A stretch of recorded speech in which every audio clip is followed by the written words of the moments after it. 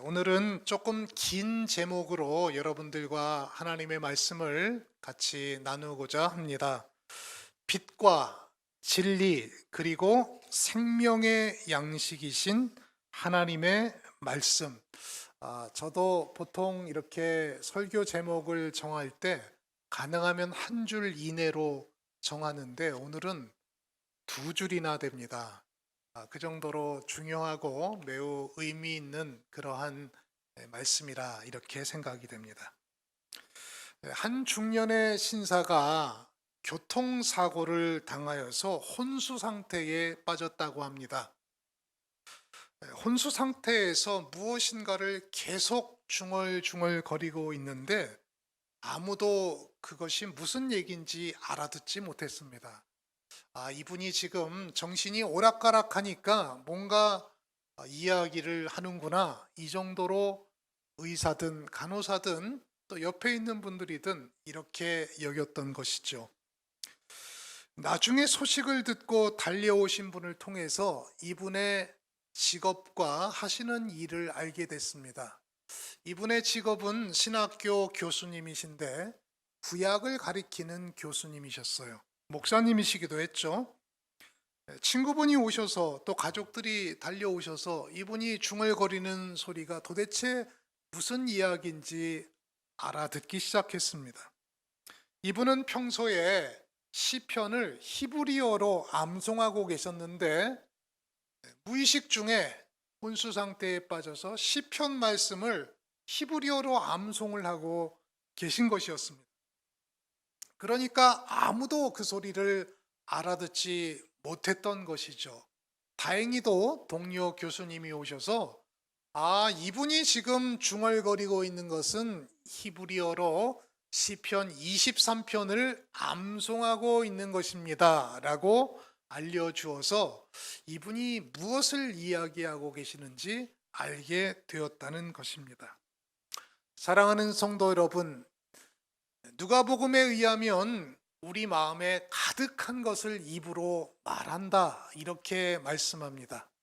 여러분은 여러분 마음 가운데 무엇으로 가득 채우고 있습니까? 여러분의 마음에 가득한 것이 입으로 나온다고 하였는데 우리에게는 어떤 말들이 쏟아져 나오고 있는지 스스로 되물어 봐야 하겠습니다. 오늘은 대림절 두 번째 주일입니다. 그래서 두 개의 촛불을 켰습니다. 이제 4주 후면은 4주가 지나면 2주 후면은 성탄절이 오게 되는데 이 대림절 기간 동안에 이렇게 성서 주일이 있다는 것은 의미심장하다고 할 수 있겠습니다. 성서 주일은 하나님의 말씀을 우리가 소중히 여기자라는 뜻으로 전국에 있는 모든 교회들이 12월 둘째 주일로 지키는 날입니다. 말씀이 육신이 되어 우리 가운데 오신 예수님을 우리는 볼 수 없잖아요. 만질 수도 없잖아요. 그렇기 때문에 하나님 말씀인 성경을 통해서 주님께 나아갈 수 있는 것입니다. 이것이야말로 하나님께서 대림절 우리에게 주신 가장 큰 선물이라고 할 수 있겠습니다. 조금 어려운 말로 계시라는 말이 있습니다. 감추어졌던 것이 이렇게 드러난다는 이야기입니다. 무엇이 드러났을까요? 바로 구원의 비밀인 하나님의 경륜이 드러난 것입니다. 하나님께서는 자연 만물을 통해서 하나님의 비밀을 우리에게 보여주시기도 합니다. 일출과 일몰의 광경을 보면서 정말 멋있구나. 그래서 많은 사람들이 연말 연초가 되면 저 정동진 해돋이를 보러 가지 않습니까? 그런데 그들 가운데에는 이 장관을 보면서도 하나님의 살아계심을 느끼는 사람이 몇이나 될까 하는 궁금증이 듭니다. 하나님께서는 자연 만물을 통해서 자신의 비밀을 우리에게 알려주셨는데 이것을 우리는 일반 계시다 이렇게 이야기합니다.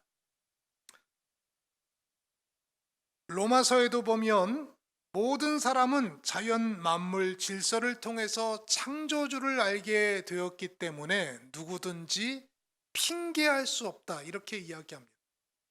자연의 사계절의 변화, 자연 속에 임하시는 하나님의 섭리, 구원의 비밀을 우리가 알 수 있다는 것이죠. 그래서 누구든지 하나님을 알지 못해요. 이렇게 변명할 수 없다는 말입니다. 그러나 하나님께서는 자신의 백성을 통해서 특별한 계시를 주신 것이 있습니다. 바로 이것을 우리는 특별 계시라고 하는데, 그것은 바로 하나님의 말씀인 성경을 통해서 우리가 알 수 있고 발견할 수 있는 것입니다. 성서 주일을 맞아서 하나님께서 우리에게 특별한 선물로 주신 성경을 더 사랑하고 이 말씀을 통해서 하나님의 구원의 경륜을 발견할 수 있는 저와 여러분 될 수 있기를 간절히 축원드리겠습니다. 18세기 말이었습니다. 영국의 웨일즈 지방은 무척 험준한 지형으로 대부분의 서민들이 삶이 곤궁했습니다. 이곳에서 태어나고 자란 8살 소녀 메리라는 자매가 있었는데 신앙이 아주 좋았습니다. 교회에 가서 성경을 배우고 또 찬양하는 것을 좋아했던 이 자매는 학교에 들어가서 글을 깨우치고 나서 성경을 읽는 것을 사랑했습니다. 그러나 집에 너무나 형편이 어렵고 그래서 성경이 없었던 것이죠. 옆집에 사는 이웃에게 가서 성경을 빌려서 읽기도 하고 그랬는데 어느 날 결심을 했어요. 내가 꼭 이 성경을 사고야 말겠어. 요즘처럼 성경이 집에 몇 권씩 있고 교회에도 널린 게 성경인 요즘과는 달리 18세기 말엽의 상황은 조금 열악했습니다. 성경 얻기가 쉽지 않았죠. 그래서 열심히 가사 노동도 하고 아르바이트도 하고 이렇게 해서 돈을 모아서 성경을 사려고 했는데 아버님이 유증하셔서 병 간호로 돈이 들어가는 바람에 무려 6년의 세월이 걸렸습니다. 그래서 드디어 성경을 살 수 있는 돈을 마련해서 30km 떨어진 먼 거리를 가서 성경을 보급하던 찰스 목사님의 집을 방문했습니다. 목사님, 제가 성경을 사려고 왔어요 하고 돈을 건넸는데 이게 웬일입니까? 성경이 다 팔려서 없다는 거예요. 더 이상 팔 성경이 없다는 소식을 듣고 이 메리는 그 자리에서 울음을 터뜨리고 말았습니다. 내가 6년이나 걸려서 성경을 사려고 이렇게 왔는데 성경이 없다니. 그 메리의 반응에 당황한 목사님은 할 수 없이 자기가 보고 있던 성경을 메리에게 전달해 주었습니다. 너무 기쁜 메리는 집으로 와서 부모님과 함께 감사 기도를 드리고 성경을 열심히 읽었다는 이야기입니다. 이 소식이 웨일즈와 영국 지방에 퍼져나가고 많은 사람들이 큰 감동을 받았습니다. 그래서 온 인류의 방언으로 성경을 만들어내자라는 목적을 천명하면서 세계 성서 공회 연합회가 조직이 되었습니다. 1890년대 우리나라에 들어온 선교사들이 가장 먼저 한 일 중에 하나는 성서 공회를 만드는 것이었습니다. 그래서 1899년 최초의 성서 공회 주일이 선포되고 이듬해인 1900년부터 성서 주일이 지켜지기 시작한 것입니다. 그래서 무려 123년 동안 12월 둘째 주일을 모든 교회가 성서 주일로 지키고 있는 것입니다. 그 회원국은 무려 137개국에 달하게 되었는데 그 중에 우리나라도 하나에 속하게 된 것입니다. 바라기는 말씀이 육신이 되어 우리에게 오신 이 예수님을 맞이하는 마음의 구유를 준비하는 동시에 하나님께서 우리에게 특별한 선물로 주신 이 성서를 더 사랑하면서 이 성탄절을 준비하는 저와 여러분이 될 수 있기를 간절히 바라겠습니다. 오늘 우리가 함께 볼 시편 말씀은 이스라엘 백성들이 가장 사랑하는 노래 중에 하나입니다. 시가서라고 하지요. 여러분, 시편이 총 몇 편이라고 알고 계십니까? 총 150편입니다. 사실은 성경을 읽는 것이 아니라 노래를 하는 것입니다. 시편은 예배드릴 때 초대교회에서 이스라엘 백성들이 함께 노래했던 그러한 찬송 중에 하나였습니다. 시편에서 가장 짧은 시편이 몇 편인 줄 아십니까, 여러분? 성경 전체를 통틀어서 가장 짧은 구절이 시편 117편입니다. 여러분 한번 펴보십시오. 시편 117편 몇 절로 돼 있을까요? 총 2절밖에 안 됩니다. 그렇다면 시편 중에 가장 긴 시편은 무엇일까요? 바로 오늘 우리가 함께 본 119편 말씀입니다. 몇 절까지 되어 있을까요? 무려 176절까지 되어 있습니다. 가장 길고 가장 짧은 성경이 바로 이 시편 안에 다 담겨져 있습니다. 이 시편을 가리켜서 우리는 ABC 시편 혹은 우리말로 가나다 시편이라고 이렇게 부릅니다. 왜 그럴까요? 시편 119편의 첫 글자가 히브리 말로 가에 해당하는 알렙, 나에 해당하는 베트, 다에 해당하는 김멜, 이렇게 앞글자를 따서 두음 법칙에 따라서 예를 들면 이런 것입니다. 가고 싶은 곳이 있다. 그러면 나는 교회를 가고 싶다. 그러면 다 함께 교회로 가자. 이런 식으로 앞글자를 따서 두음 법칙에 따라서 글이 이루어진 것처럼 이 히브리어 말로 알레베트 김멜을 따서 이 시편 119편이 이루어졌다고 해서 가나다 시편, ABC 시편 이렇게 별칭이 붙어져 있습니다. 그렇다면 이 시편 119편 전체의 요지는 무엇일까요? 바로 복 있는 사람은 하나님의 말씀을 지키고 준행하는 그러한 사람이다 라는 것이 이 시편 119편의 요지인 것입니다. 내 마음대로 살면 잘 될 것 같고 내 마음대로 살면 신날 것 같고 그렇지만 그것이 아니라는 것입니다. 선로를 벗어난 열차처럼 결국은 파멸로 이를 것이다 라는 경고를 해주고 있습니다. 여러분, 철로를 벗어난 열차 얼마나 위험합니까? 아무리 열차가 멋있고 빠르게 달려도 이 선로를 벗어나면 사고가 나는 것입니다. 우리의 인생도 마찬가지라는 것입니다.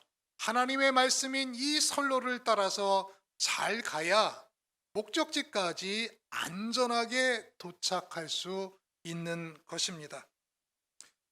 교통법규를 잘 지켜야 안전 운행을 하는 것처럼 하나님께서 알려주신 이 복음의 말씀을 잘 지키고 사는 인생이 복되고 형통한 삶이라는 것입니다. 우리의 인생에는 두 가지가 필요하죠. 하나는 시계입니다. 우리의 삶을 잘 관리하는 시계가 필요하지만 또 다른 도구가 바로 나침판입니다. 나침판은 우리가 가야 할 방향을 제시해 주고 있기 때문입니다. 사람들은 매일매일 바쁘게 삽니다. 1시 1분 1초라도 헛되게 살면 왠지 시간을 낭비하는 것 같고 무능한 것 같고 자신의 삶을 잘 살지 못했다는 그러한 착각에 빠집니다. 그래서 아침부터 밤늦게까지 분주하게 살아갑니다. 그러나 이것보다 더 중요한 것은 올바른 방향을 따라서 살아가느냐, 이것이 더 중요한 것입니다.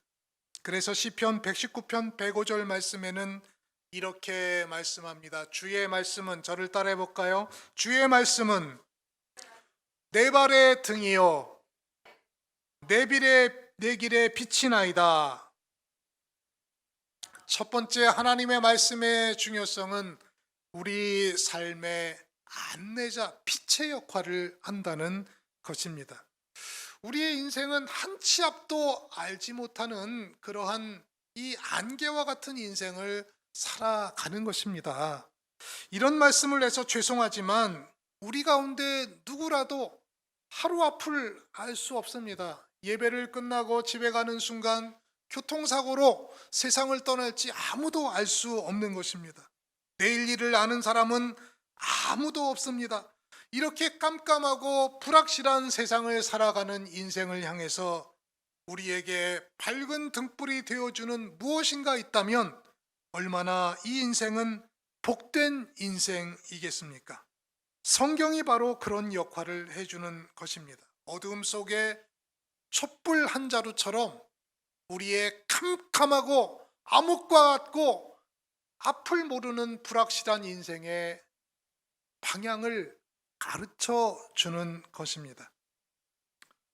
지난 한 해를 되돌아보면서 개인적으로 참 힘든 한 해였습니다. 국가적으로 또 학교나 개인적으로 어려웠던 시간들이 많았던 한 해였습니다.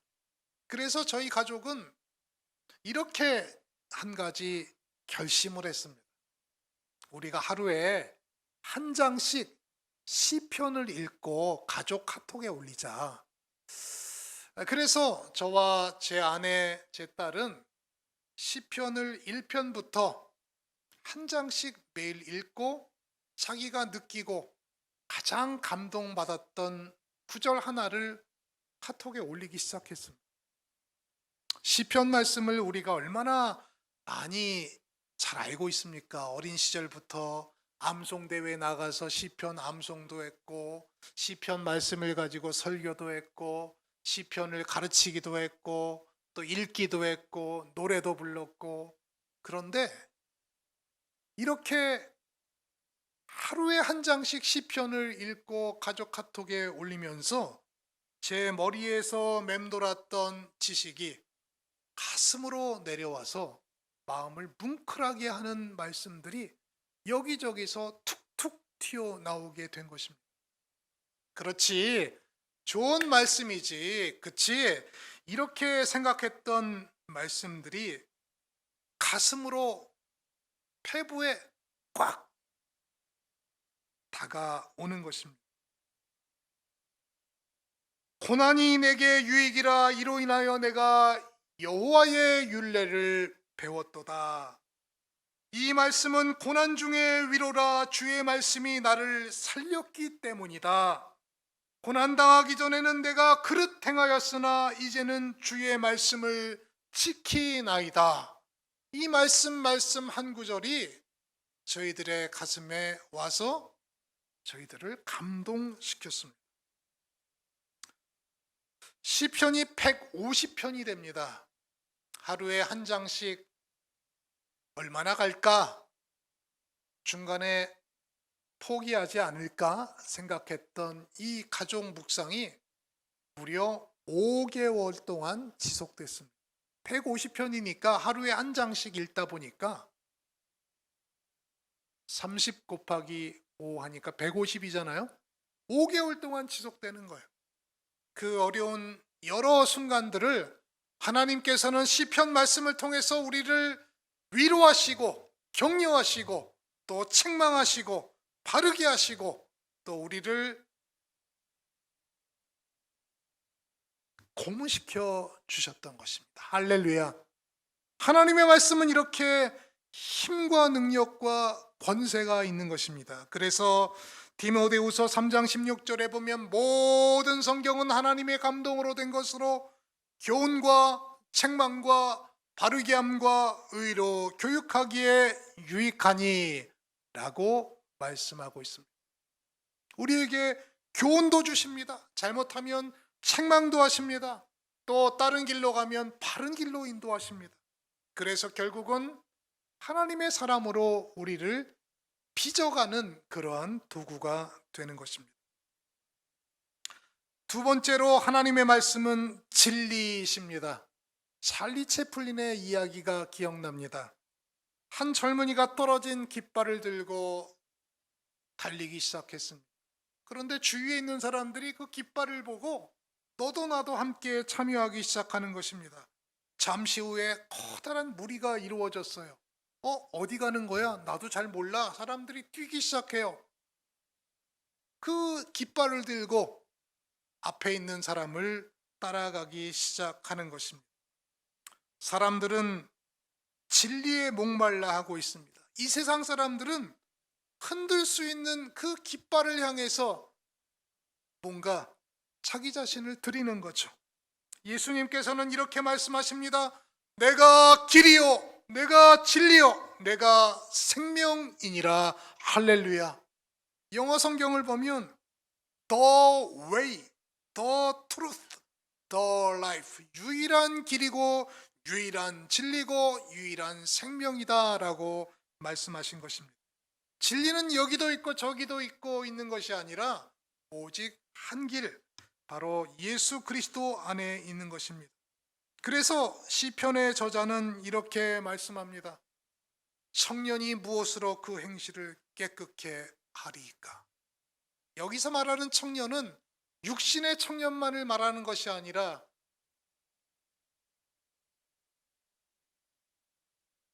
젊은 생각, 청년다운 행동, 청년다운 기상을 가지고 있는 모든 분들에게 해당되는 줄 믿습니다. 청년이 무엇으로 그 행실을 깨끗게 하리이까. 주의 말씀을 따라 삼갈 것이니이다. 내가 주께 범죄하지 아니하려 주의 말씀을 내 마음에 두었나이다. 복된 길을 사는 것은 단 하나입니다. 하나님의 말씀이니 진리를 붙들고 사는 것입니다. 진리를 마음에 새기는 것입니다. 그럴 때 하나님께서는 이 험악하고 유혹 많은 이 세상에서 우리를 암탉이 병아리를 품듯이 보호해 주시는 것입니다. 얼마나 많은 유혹과 시험이 있습니까? 세상을 나가 보십시오. 세상 풍파, 시련, 파도 같은 이러한 유혹과 시험들이 우리를 덮치고 있습니다. 사단은 우는 사자처럼 삼킬 자를 찾으려고 헤매고 있다고 성경은 이야기합니다. 이러한 험악한 시대 속에서 예수 그리스도를 푯대 삼아 하나님의 말씀을 진리를 삼아 살아가는 삶이야말로 우리 삶 속에 참된 안식과 복된 삶이라는 것입니다. 그런데 이 진리는 저절로 찾아지는 것이 아닙니다. 시편 119편 10절 말씀을 보십시오. 내가 전심으로 주를 찾았사오니. 어떻게 찾았다고요? 전심을 다하여 온 마음을 다하여 주님을 찾아야 찾을 수 있는 것입니다. 하나님을 찾고 찾되 열심을 다하여 마음을 다하여 찾을 때 하나님의 진리를 찾고 만날 수 있게 되는 것입니다. 마치 사슴이 시냇물을 찾듯이 갈급한 마음으로 주님을 찾을 때 참된 진리이신 하나님의 말씀을 우리가 만날 수 있는 것입니다. 그래서 우리 신앙생활에 있어서 가장 중요한 요소 중에 하나가 뭐냐 하면 갈망이라는 단어입니다. 갈망. 어거스틴이라는 성인은 이런 표현을 했습니다. 하나님께서 한 줌의 소금을 집어서 우리의 입에 넣어주셨습니다. 여러분, 소금이 얼마나 짭니까?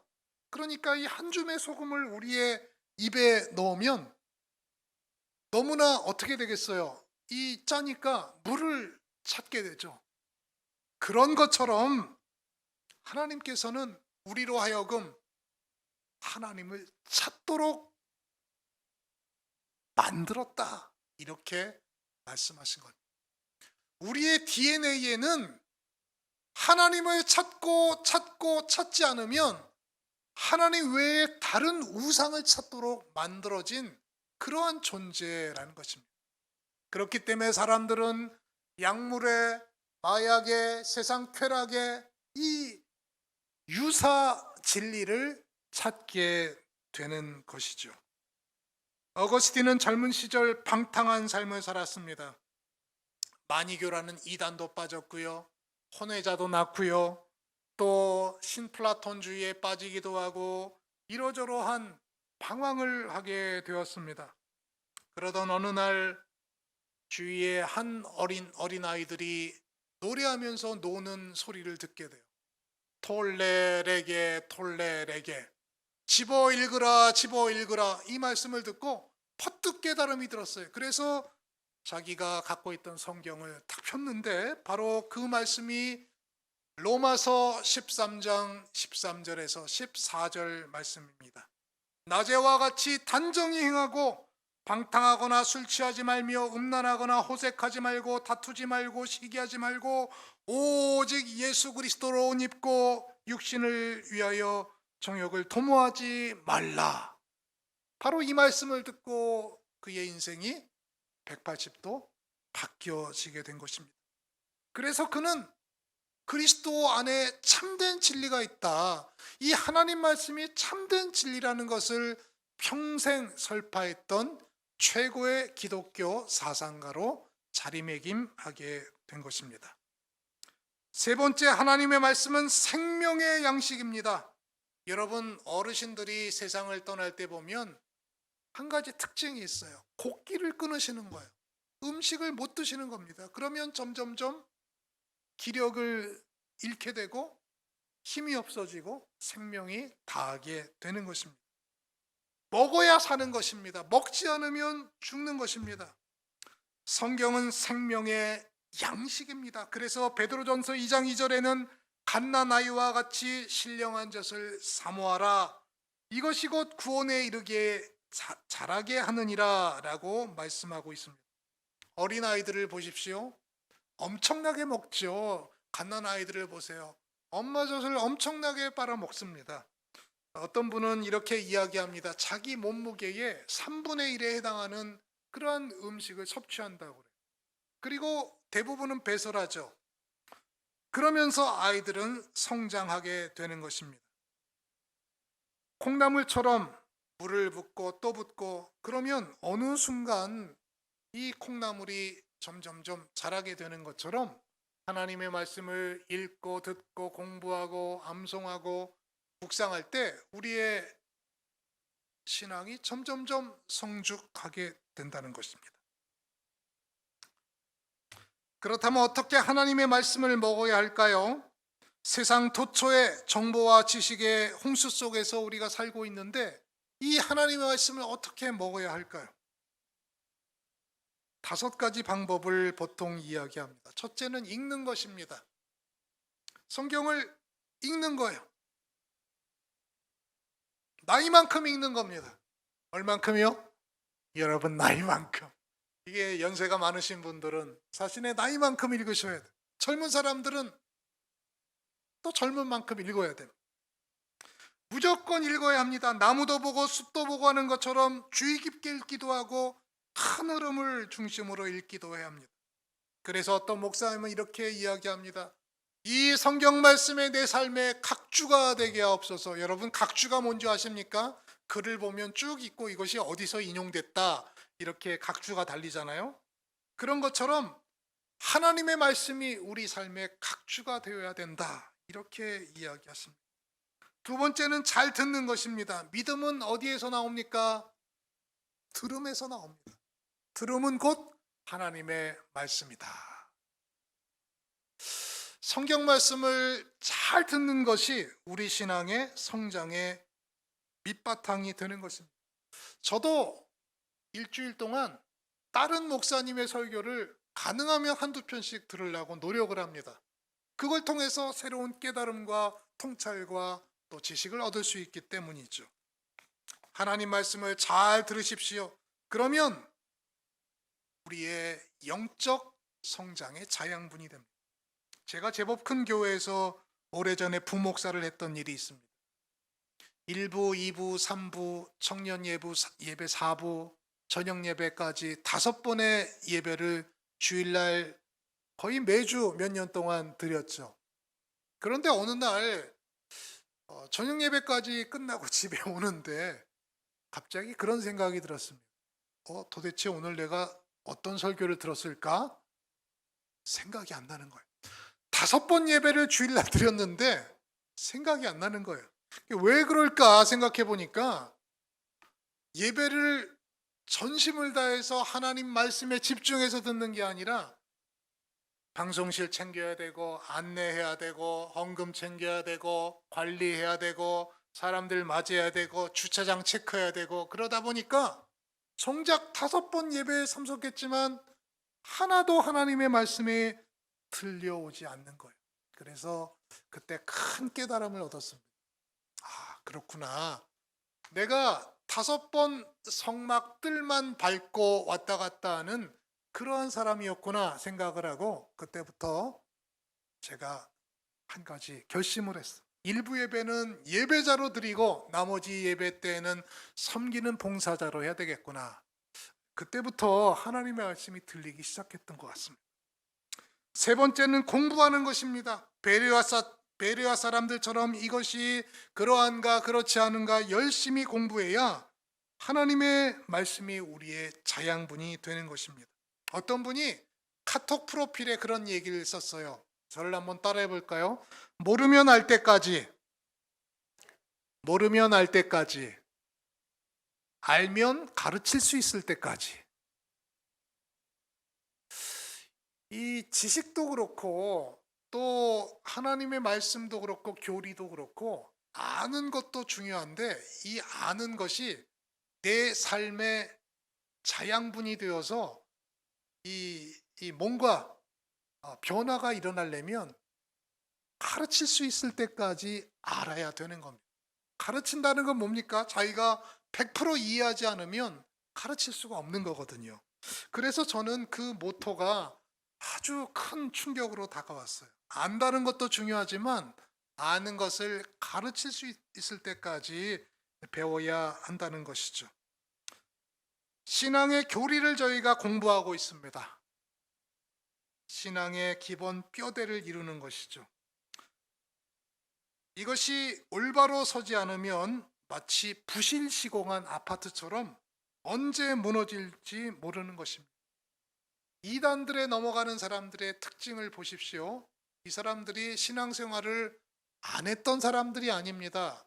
하기는 했어요. 그러나 제대로 안 한 것이죠. 그래서 많은 사람들이 이단의 공격에 넘어가는 경우를 보았습니다. 모르면 알 때까지, 알면 가르칠 수 있을 때까지 열심히 하나님의 말씀을 배워서 우리가 믿음 가운데 든든히 서야 하겠습니다. 네 번째는 암송하는 것입니다. 시편 23편, 1편, 34편, 121편, 고린도전서 13장, 로마서 8장, 마태복음 5장에서 7장, 어린 시절 열심히 암송했던 본문들입니다. 암송 교육이 너무너무 중요하다고 생각합니다. 예수님께서도 광야에서 시험 받을 때 어떻게 물리쳤을까요? 잠깐 성경 말씀 찾아보고 이렇게 안 했어요. 신명기 말씀을 암송해서 물리쳤다는 것을 우리가 알 수 있습니다. 오랫동안 북한에 억류됐다가 풀려나신 이면수 목사님의 간증을 들어본 일이 있습니다. 카나다로 이민 가셔서 그곳에서 교포 목회를 하셔서 큰 교회를 이루셨어요. 그래서 이분이 선교의 열정을 가지고 북한에 들어가셔서 국수공장, 빵공장, 뭐 이것저것 많은 사업들을 10여 년 동안 하셨습니다. 엄청난 일들을 하셨어요. 그러던 어느 날 이 북한 당국이 설교를 꼬투리 잡아서 북한에 억류하기 시작했어요. 오랜 시간 동안 북한에 고생을 하셨습니다. 북한에 남으셔서 하나님 너무하시죠. 제가 하나님 앞에 무엇을 잘못했습니까? 제가 북한 선교를 위해서 정말 열심을 다했고 온 성도들이 정말 물심양면으로 섬겼는데 이게 무엇입니까? 노동도 하고 사상교육도 받고 시간이 나오면 할 수 있는 게 뭘까 고민하다가 암송한 말씀들을 계속 되뇌이기 시작했다는 것입니다. 그때 하나님께서 억류가 풀려나면 할 수 있는 제2기 사역을 암송하는 가운데 깨닫게 하셨습니다. 그래서 그는 지금 북한에서 풀려나셔서 제2의 사역을 잘 감당하고 하셨다라고 이야기합니다. 암송한 구절이 없었다면 그 오랜 기간을 어떻게 버틸 수 있었을까 하는 그러한 회고를 제가 들은 일이 있습니다. 하나님의 말씀은 좌우의 날선 검보다 어떤 검보다 예리하여 영과 혼과 골수를 찔러 쪼개기까지 한다고 말씀합니다. 하나님의 말씀을 우리가 오늘부터 한 구절씩 암송하는 우리 귀한 성도들이 될 수 있기를 바라겠습니다.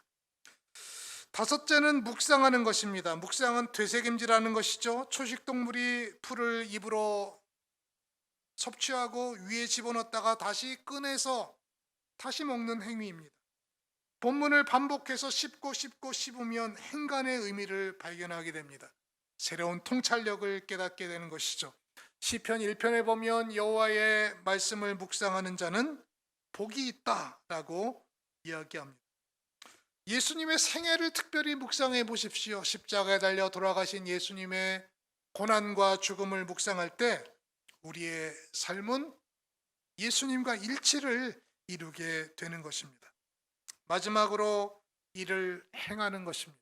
행함이 없는 것은 죽은 믿음과 다름이 없는 것입니다. 무디 선생님은 자신의 성경에 뭔가 표시를 했대요. 테스트의 약자입니다. 하나님 말씀이 그런가 그렇지 않은가 테스트를 했다는 거예요. 그리고 그 테스트를 했는데 그것이 이루어졌다면 프루프, 이루어졌다라는 뜻을 성경 곳곳에 적었다고 합니다. 우리 모두가 하나님의 말씀을 시험해 보십시오. 그리고 그것이 그러한가 그렇지 않은가 증명해 보시기를 바라겠습니다. 말씀을 이제 마무리합니다. 유대인들은 성전 중심의 종교인이었습니다. 예루살렘 성전을 중심으로 성인들이 1년에 몇 차례 가서 제사를 드리는 것을 의무로 삼았습니다. 그러나 기원전 7세기, 8세기 아시리아와 바벨론으로부터 침략당해서 나라를 잃고 타국으로 끌려가면서 이들은 성전을 바라만 볼 뿐 가서 예배 드릴 수가 없었습니다. 그래서 이들은 성전 중심의 신앙에서 성경 중심의 신앙으로 탈바꿈하게 됐습니다. 하나님 말씀은 그 어느 곳에서나 늘 묵상할 수 있었기에 성전 중심의 신앙이 성경 중심의 신앙으로 바뀌게 된 것입니다.